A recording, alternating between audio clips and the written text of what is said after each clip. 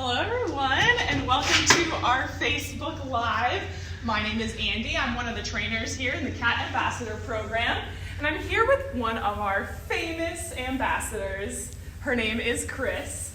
She is about 8 months old now, and she is training to become an ambassador cheetah in our program here at the zoo. So I'm going to tell you a little bit about her backstory, how she ended up here as an ambassador trainer, and we're going to maybe meet some cool friends along the way as we go throughout this little adventure in our home safari. So thank you so much for tuning in and for joining us. We're going to leave some time for some questions for you guys, so please put questions in if you have any questions about Kris, about what's happening here at the zoo with us. But we'll go ahead and talk a little bit about her. So Kris was born at our off-site breeding facility. It is up in Mason. It's about a half hour away from our main zoo campus here.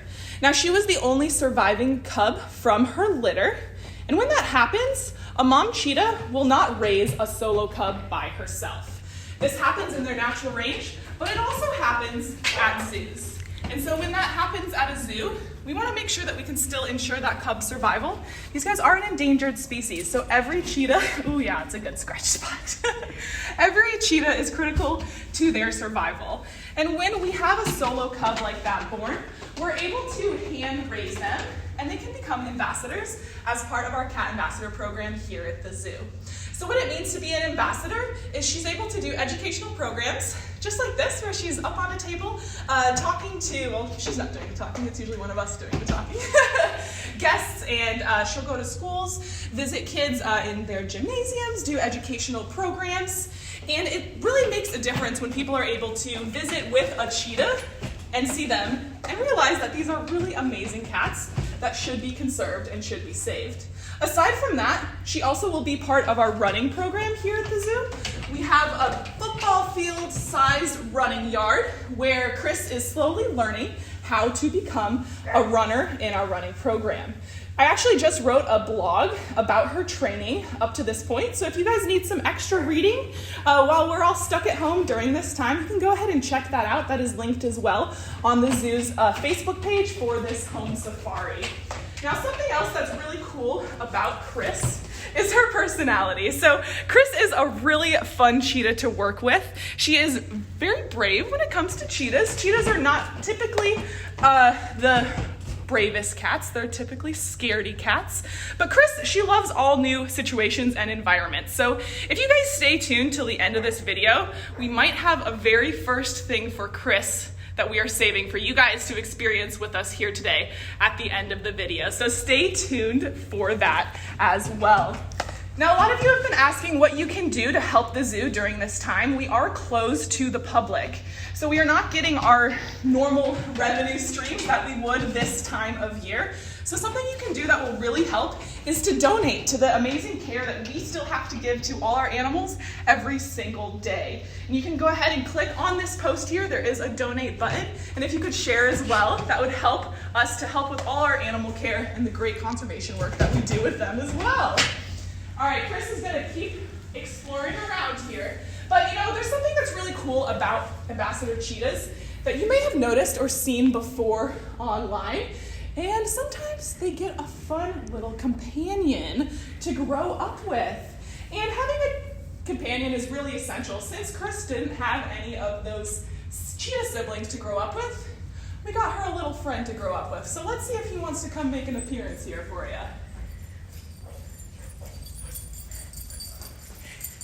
Hi guys. This is Remus. This is Kris's puppy companion. Remus is almost 8 years old. He came to us from the Animal Rescue Fund, local shelter, and we're gonna watch them play for a little bit.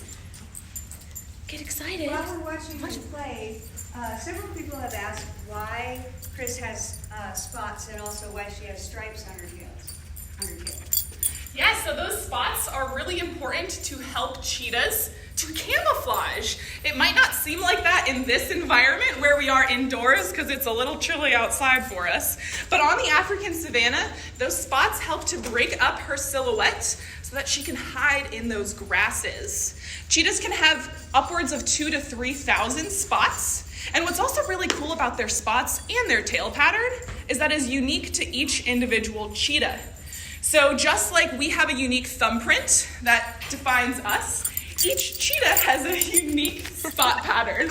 So that's one way that researchers are able to tell cheetahs apart when they are studying them on the African savanna by looking at those spot patterns. There's a lot of cool things that make cheetahs unique as well, aside from their spot patterns.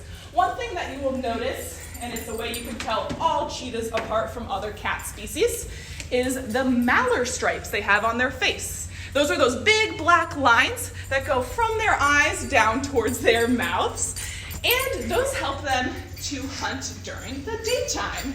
Cheetahs are hunting during the day, unlike a lot of cat species, so they need those stripes to help absorb the sun's rays so that they can see better when they are hunting.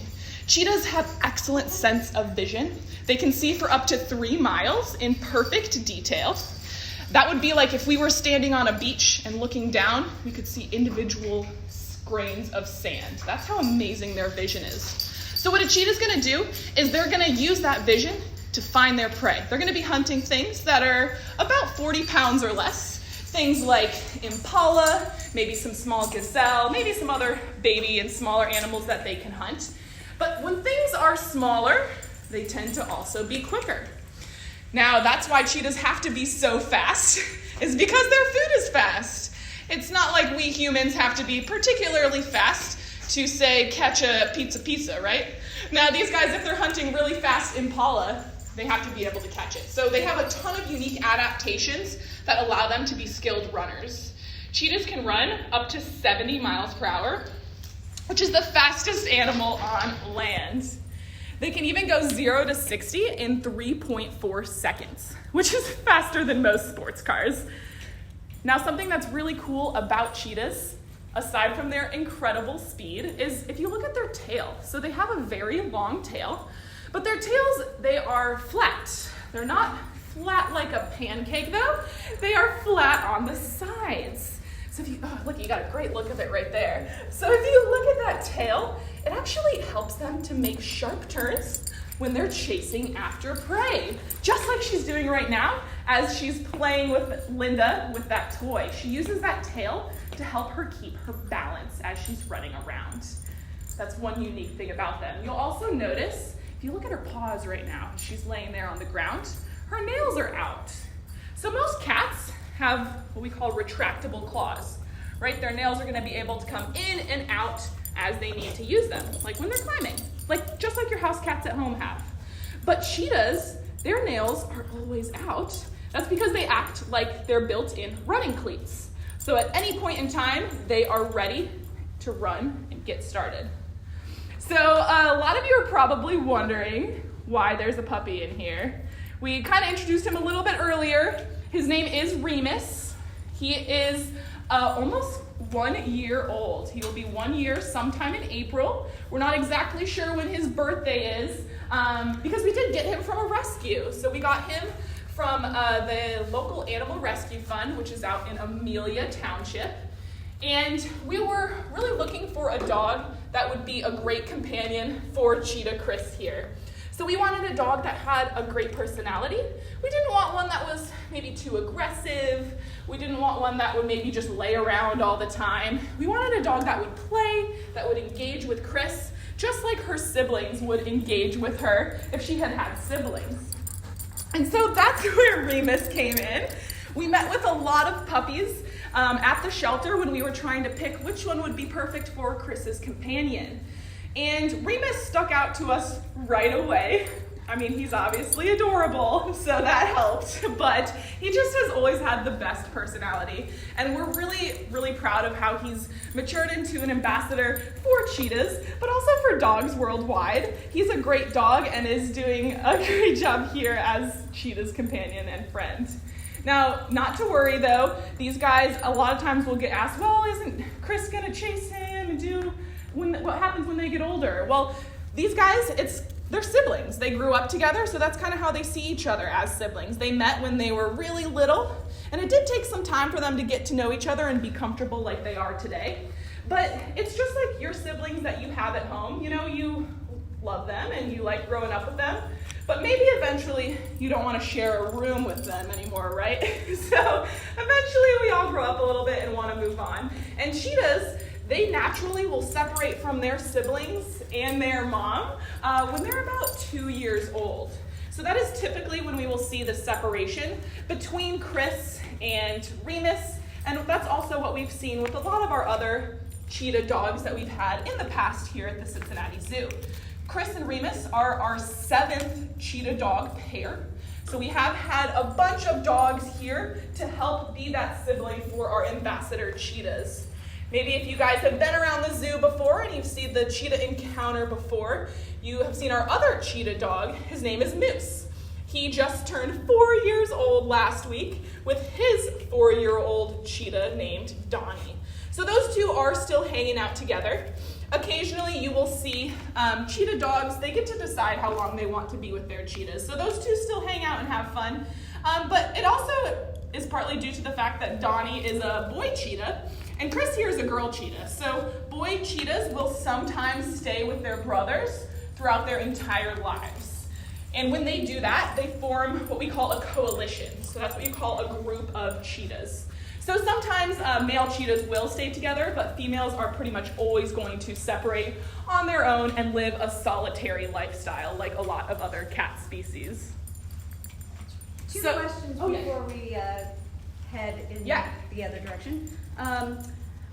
Do cheetahs swim, and what is the white spot at the end of the tail for? Okay, so the white spot at the end of the tail, that's just part of her coloration. So it changes. Some cheetahs don't even have any white at the end of their tail. Some of them have a lot. You know, just like we have different hair color as humans, cheetahs can have different spot patterns and tail patterns. So that's just unique to Kris, that little white tip at the end of her tail. And cheetahs can swim. They are not fans of it though, just like most cat species who don't enjoy swimming. Remus here, on the other hand, loves swimming. We do have a pond up at our cheetah encounter running yard, and he loves swimming in that pond. Now, I don't know if any of you guys noticed this earlier when I was down here, but I have a pretty cool shirt on. This is Kris and Remus, a local t-shirt company called Cincy Shirts, made this design about the best friends and about the, about the dynamic duo. And if you guys want to get this shirt, you can actually head to the Cincinnati Zoo's website, and we have a bunch of really cool zoo merchandise on there that you guys can get, and all those proceeds will help the zoo as well.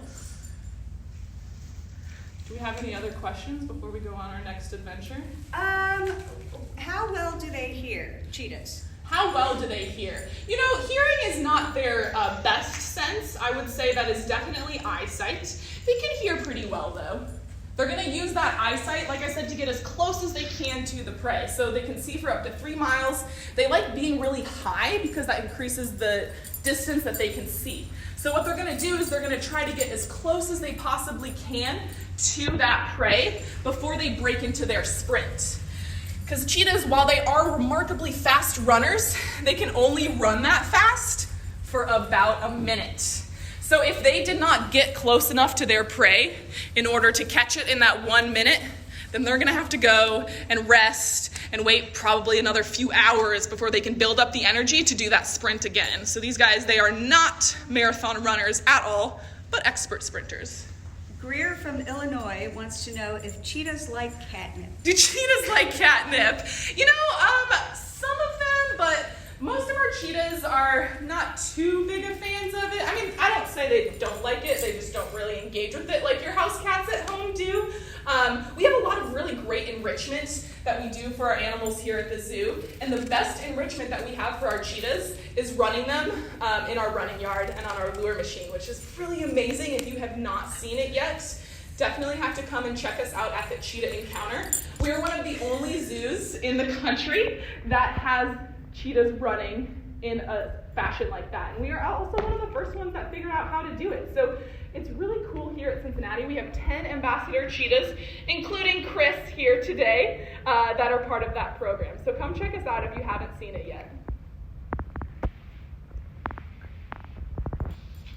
And one of the other really cool enrichment things that we're gonna do here is we're gonna go take Kris on a walk with her buddy Remus.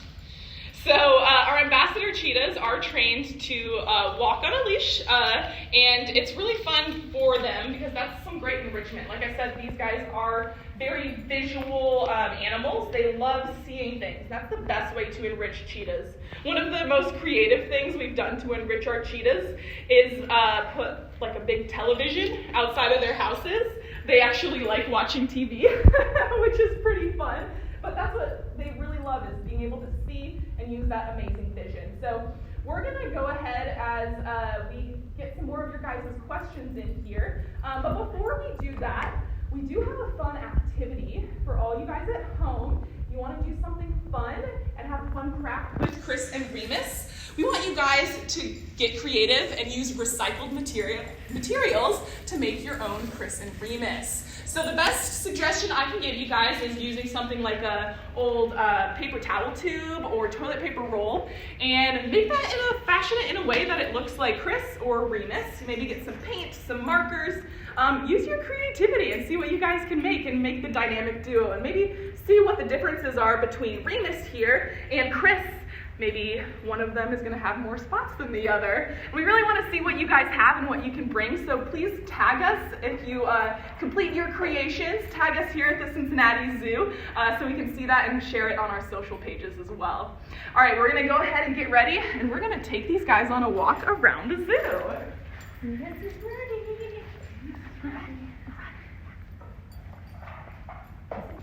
Hey, where are we going? You want to catch? Yay! You want to go first? Sure. We're heading out. Now this is, like I said, this is a first for them. So this is the first time Kris has been able to walk in the zoo. This is something that we can do because there's nobody else here, right? So it's a unique opportunity for our animals to explore something new and different.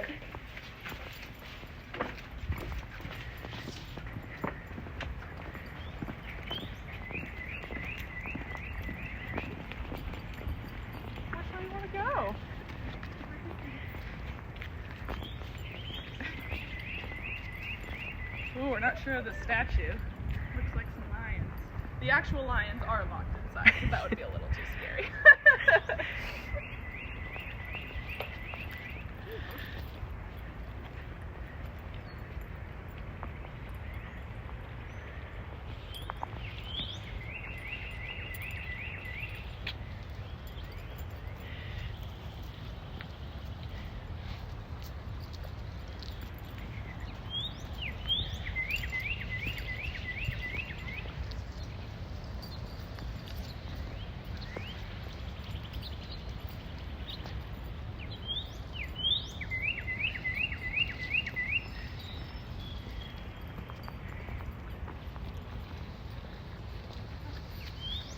Ooh, stinky.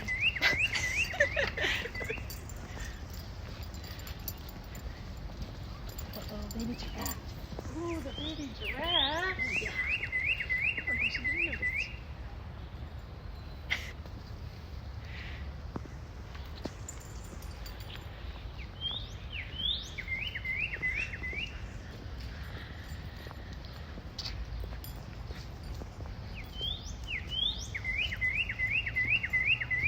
Closed for the season. Don't worry, as soon as we get back up, we'll be doing some cheetah encounters here. Now Kris, she has started learning how to run in our running yard. We did have a few nice days of weather a few weeks ago, so we got her outside and running on our lure. If you head to the Cincinnati Zoo's website, there is a video of her first run on there. You can see how she did. She did pretty great. And she'll hopefully be running in our cheetah encounter by the end of the summer at least. It is a pretty big field. Like I said, it's about the size of a football field, so she has to, she's classic. She has to build up that stamina and energy first before she's able to run that full distance. So that's part of why Remus is also really important. He allows her to play, and they run together in the yard to help her build up that energy and stamina. This is our really awesome new renovated lion exhibit. If you guys haven't seen it yet, there's also a video of that on the social media pages to check out. Also glass. Yeah, can I get on the block? So much exploring. Ooh, that's stinky.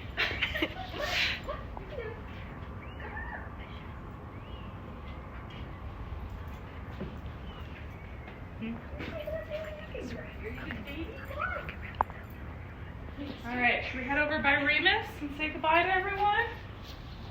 Maybe Remus can come by us. We're very invested in these stinky logs here. All right. Well, thank you so much, guys, for tuning in for our home safari today. Like I said earlier, be sure to check out the website for an activity that you guys can do at home. Also for some really cool things like our new Kris and Remus merchandise.